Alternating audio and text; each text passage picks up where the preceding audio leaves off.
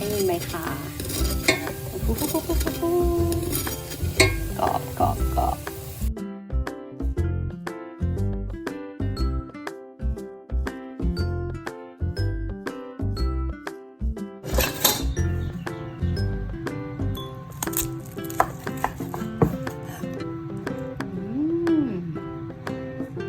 น่ากินสุดๆเลย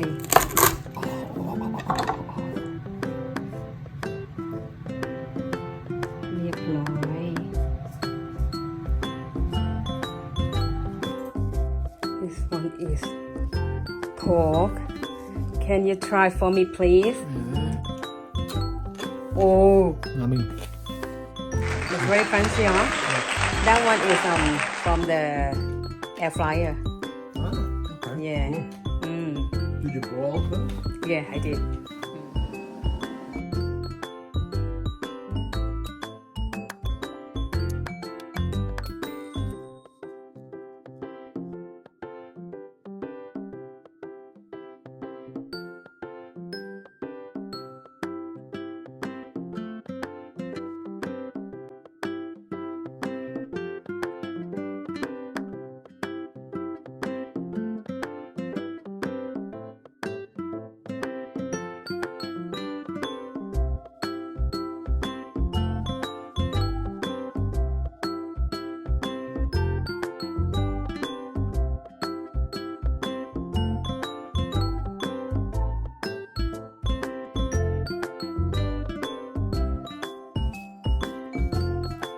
อันนี้นะคะก็จะเป็นอันที่แช่น้ำส้มสายชูด้วยนะคะ แล้วก็เข้าโอเว่นนะคะเราออกเลยโอเคอันนี้นะคะก็จะเป็นอันที่เข้าโอเว่นนะคะแล้วก็แช่น้ำส้มสายชูแต่อันนี้ก็คือเป็นอันที่ไม่ได้แช่น้ำส้มสายชูนะคะมาดูกันเลยนี่อันนี้คือแบบอันนี้คือกรอบหมดเลยอ่ะแล้วทำง่ายด้วยอ่ะเยียรู้สึกว่าอันนี้มันก็ง่ายดี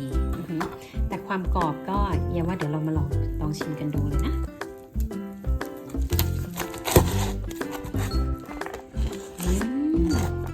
แต่คือแบบมันได้มากอ่ะ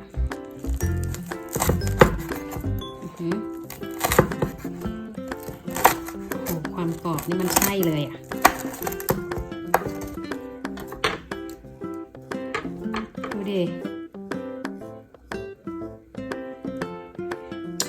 สุดยอดมากๆนะคะ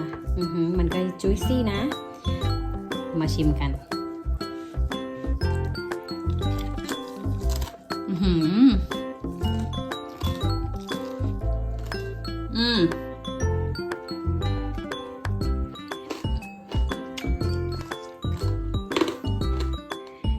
แสดงว่า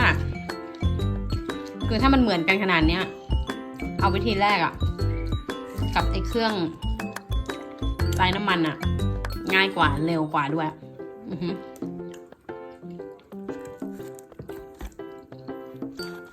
กรอบทั้ง2อันค่ะเลือกละกันว่าจะทำวิธีแบบไหนเนาะโอเคบ๊ายบาย